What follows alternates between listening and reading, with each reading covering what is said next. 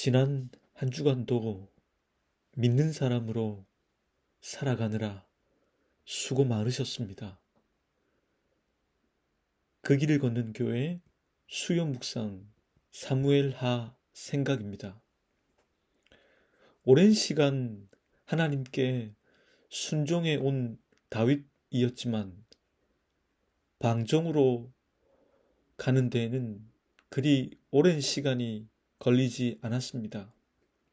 인간이 어떤 존재인지 지난 시간에 생각해 보았습니다.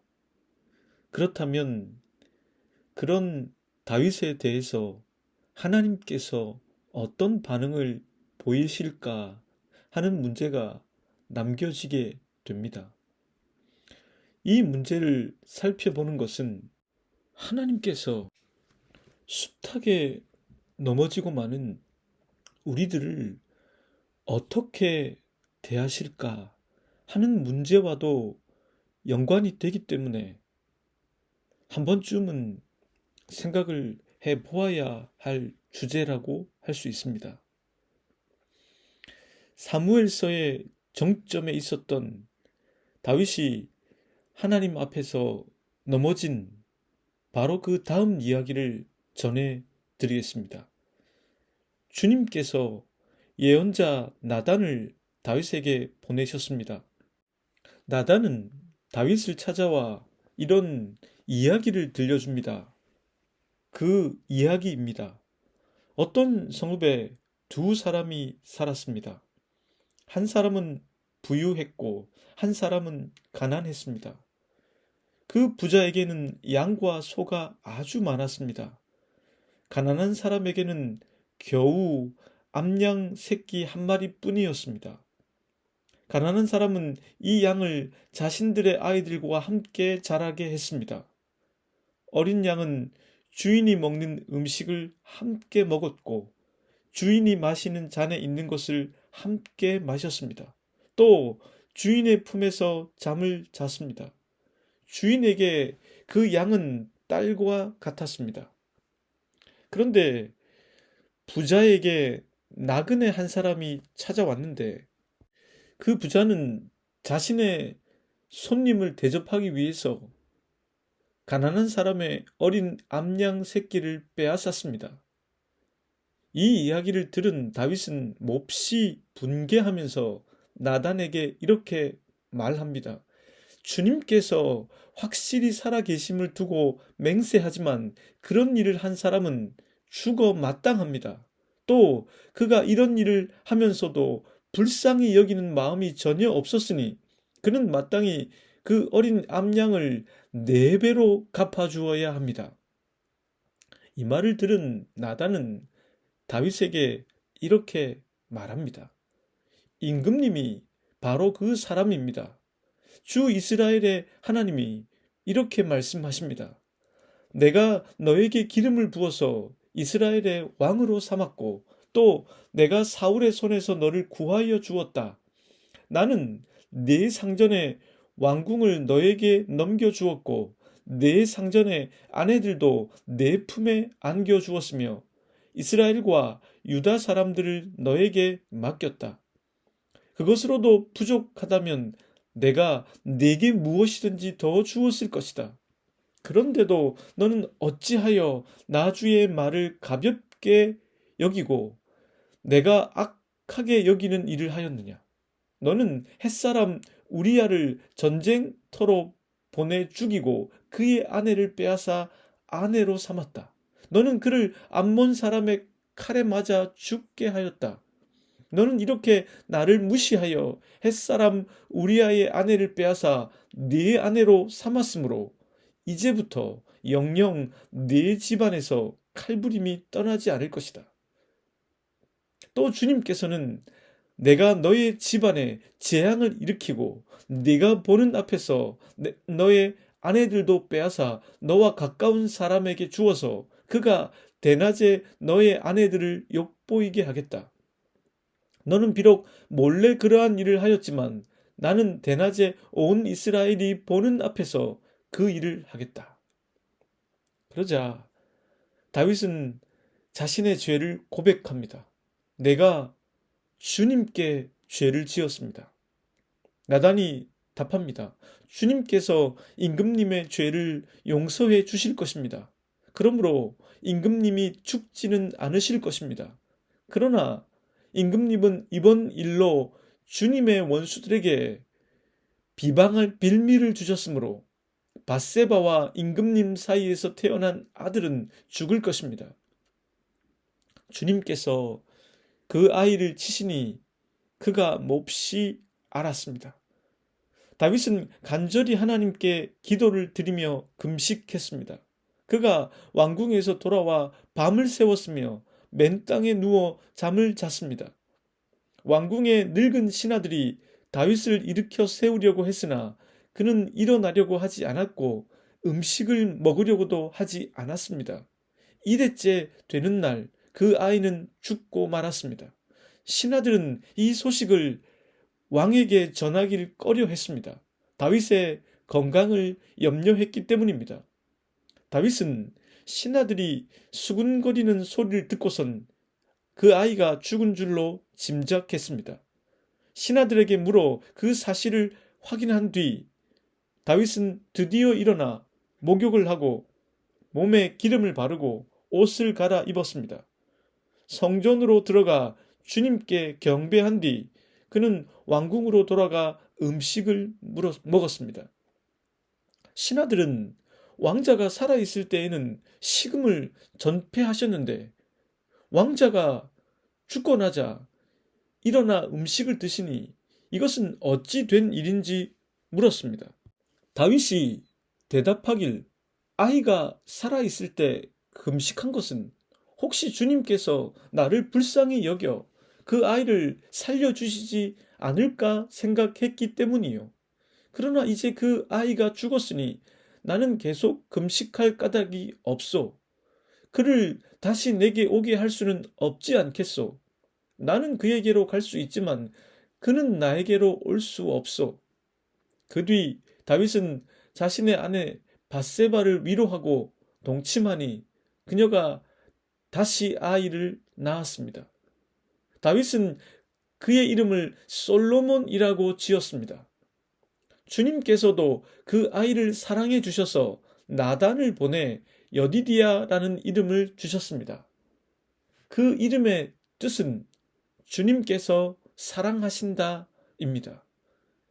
전쟁은 계속되고 있었는데 요압이 암몬 사람의 도성 랍바를 쳐 그 왕의 도성을 점령했습니다. 그리고 다윗에게 전령을 보내 다윗 왕이 직접 와서 이 도성을 완전히 점령하게 되길 바란다 했습니다.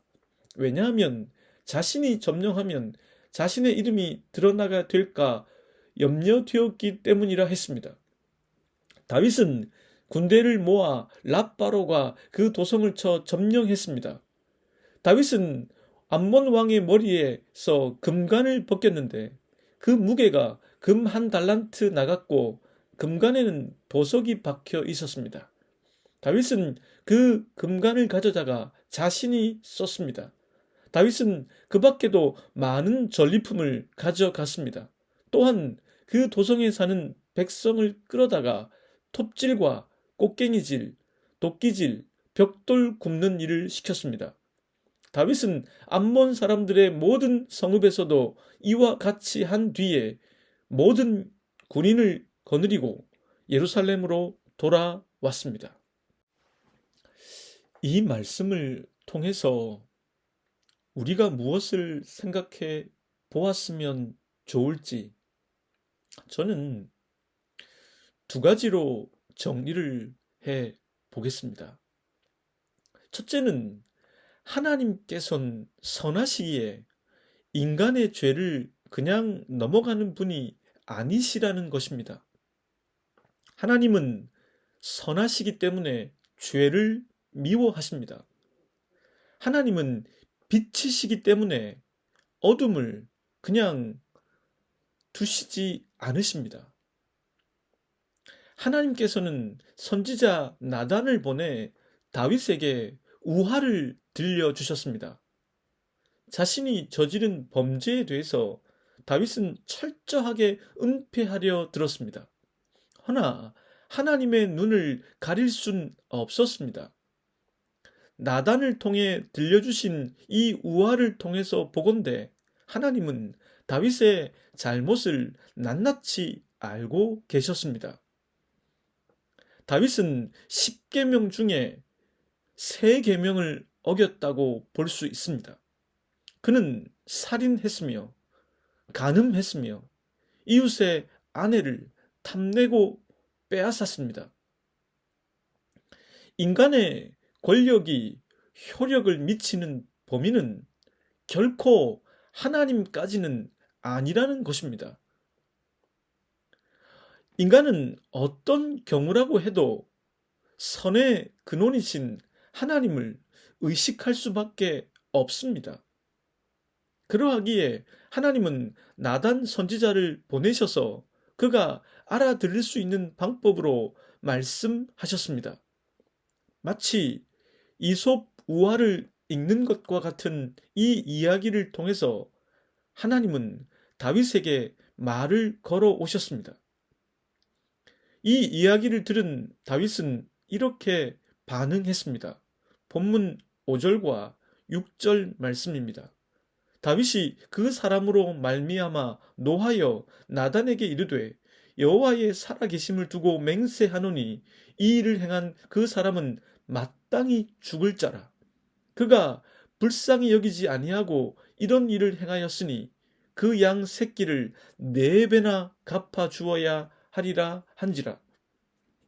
다윗은 이 이야기의 내용을 정확히 인식했고 그리고 정확히 율법에 따라 판결했습니다. 그런 사람은 죽어 마땅하고 또 남의 것을 빼앗은 것은 율법에 따라 4배나 갚아 주어야 한다고 했습니다.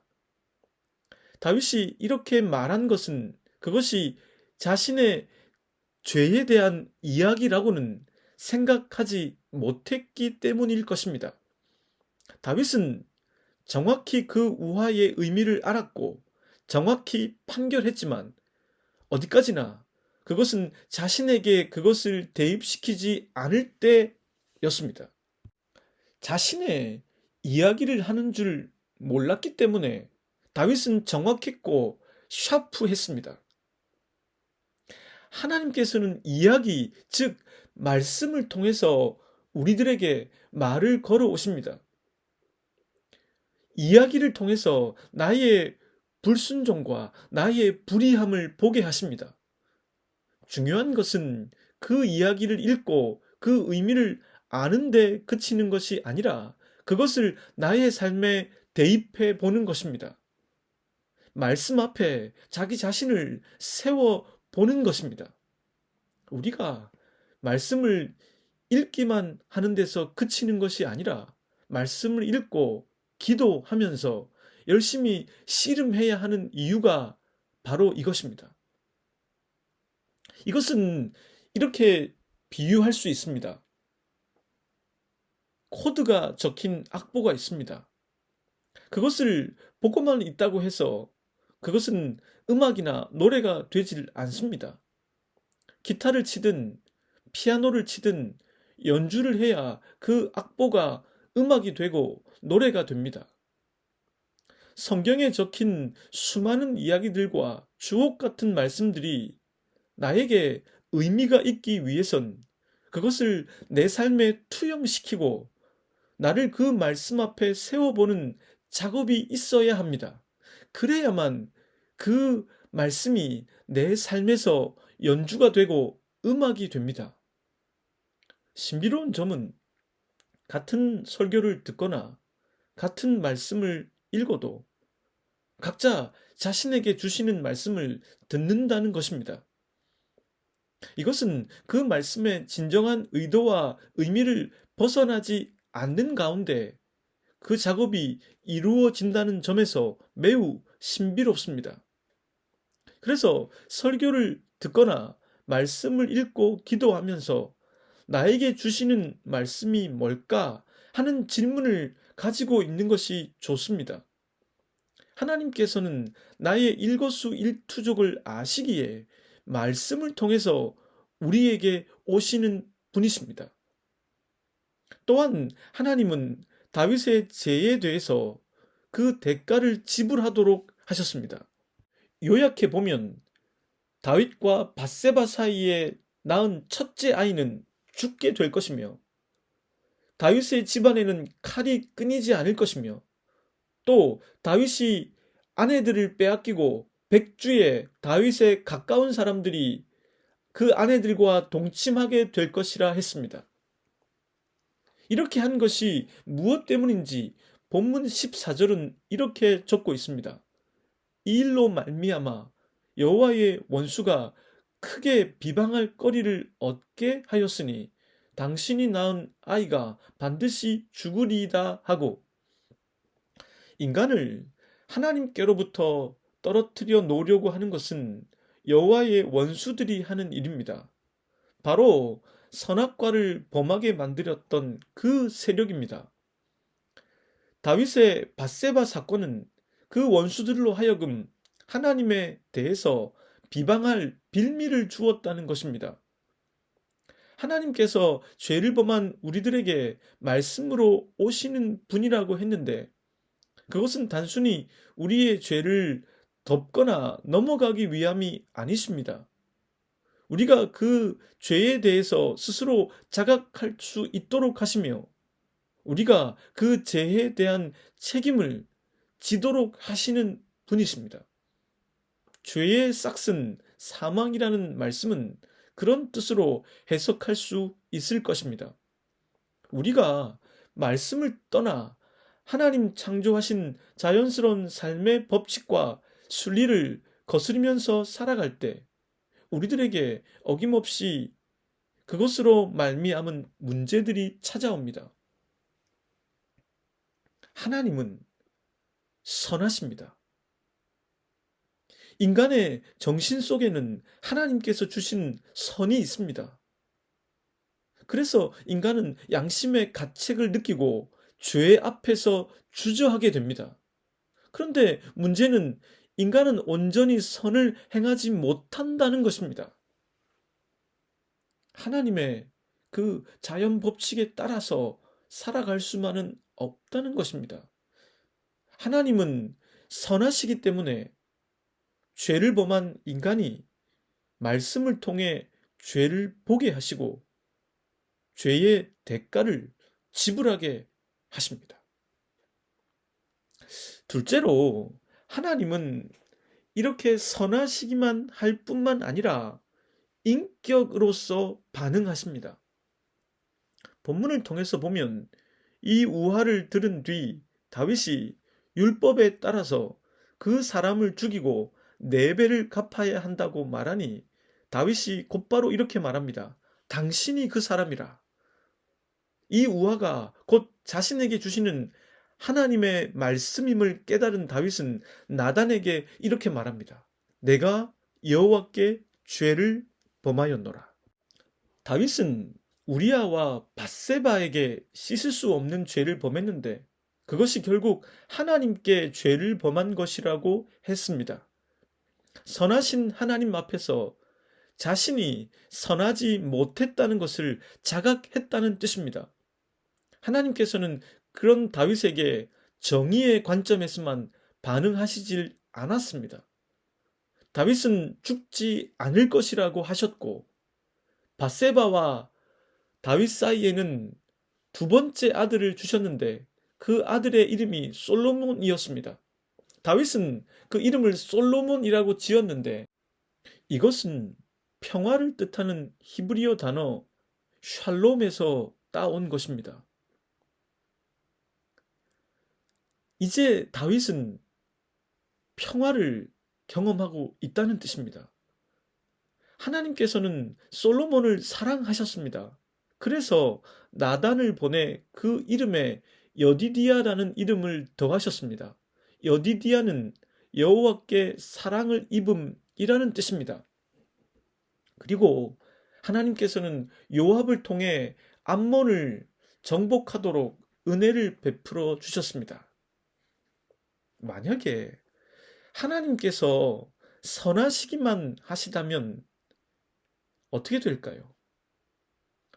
C.S. 루이스는 순전한 기독교라는 책에서 만약에 하나님께서 선하지 않으시다면 세상은 엉망이 될 것이고, 만약에 하나님께서 선하시기만 하시다면 인간은 늘 죄책감에 휩싸여 살게 될 것이라고 했습니다. 매우 올바른 지적입니다. 하나님은 선하십니다. 그래서 그분의 형상을 닮은 그분의 특사인 인간의 정신 속에는 도덕률이 존재합니다. 그러나 문제는 인간이 이 도덕률을 지키며 살 수만은 없다는 것입니다. 그래서 하나님은 인간을 대하실 때 선함으로만 대하지 않으십니다. 하나님은 인격으로서 우리를 대하십니다. 자녀가 잘못했을 때 벌을 주고 징계하고 책임을 지게 하는 것으로 그친다면 그것은 부모가 재판관이 되는 꼴입니다.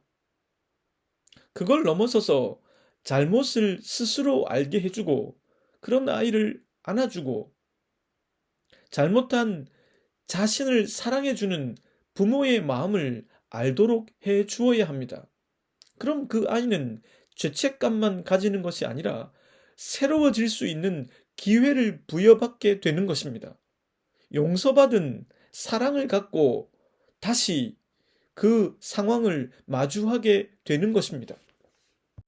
하나님께서는 다윗을 대하실 때 이처럼 인격으로서 자비를 베푸셨습니다. 다윗의 죄에 대해서 대가를 지불하고 책임을 지도록 하셨지만 이제 하나님께서는 사면받은 사람으로서 다윗이 살아가도록 하셨습니다. 러시아의 문호 도스토옙스키의 일생을 읽다 보면 그가 페트라 셰프스키 서클 사건에 연루돼 1849년 체포되어 사형 선고를 받았다는 것을 알게 됩니다. 페트라 셰프스키 서클은 페트라 셰프스키의 사상과 프랑스의 사상가인 샤를 푸리에의 사상에 도취된 사람들이 만든 독서회였습니다. 도스토옙스키는 이 독서 모임의 멤버였습니다. 당시 러시아에서 이런 독서회 서클들은 황제를 암살하려는 모의를 하곤 했는데 상대적으로 조직력이 약했던 페트라 셰프스키 독서회는 군법 회의에 회부돼 멤버 22명 중 무려 21명이 사형 선고를 받았습니다. 러시아 인텔리들에게 사형 선고가 내려진 것입니다. 도스토옙스키는 사형 집행 15분 전에 황제의 사면에 따라 시베리아로 유배를 가게 됩니다. 그런데 이여령 선생은 이 부분에 대해서 쓰면서 이것은 당시 황제였던 니콜라이 2세가 인텔리드를 자신의 편으로 만들기 위한 술책이었다고 했습니다. 일단 사형 선고를 내리고 두려움에 휩싸인 엘리트들에게 황제의 특사가 도착해서 이렇게 외칩니다. 멈추어라. 황제께서 은총을 베푸신다. 이렇게 극적으로 사면을 해주면 인텔리들이 니콜라이 2세에게 충성하지 않을까 했다는 것입니다. 사면받은 죄인이 사면을 해준 대상에게 충성을 하도록 이러한 계획을 세웠다는 이야기를 읽으면서 저는 하나님께서 왜 인간을 구원하시기 위해 선함과 인격, 즉 자비라는 방법을 사용하시는지 생각해 보게 되었습니다. 하나님의 선함을 갖고 있는 인간은 그렇지만 그 선함에 결코 온전히 이르지 못합니다. 하나님께서는 그것을 너무 잘 알고 계시기 때문에 인격으로서 인간을 대하심으로 그가 사면받을 수 있도록 하십니다. 그래서 사면받은 사람으로 살아가게 하십니다. 그래야 그가 선에 도달할 수 있다는 것을 하나님께서 너무나 잘 알고 계시기 때문입니다. 다시 한번 신학자들이 다윗의 수많은 이야기 중에 이 사건이 정점에 있다고 했는지 이해하게 됩니다. 함께 기도하겠습니다. 하나님, 하나님의 기대에 미치지 못한 듯 보이는 다윗을 대하는 당신을 응시하면서 그렇게 저희를 대하실 하나님을 생각해 봅니다. 오늘도 당신의 선함에 닿지 못하는 저희들을 불쌍히 여겨주시고 사면받은 사람으로서 당신의 선함에 한 뼘이라도 다가가는 저희들이 되게 해 주십시오. 오늘보다 내일이 진보하는 그런 저희들이 되게 해 주십시오. 예수 그리스도의 이름으로 기도드립니다.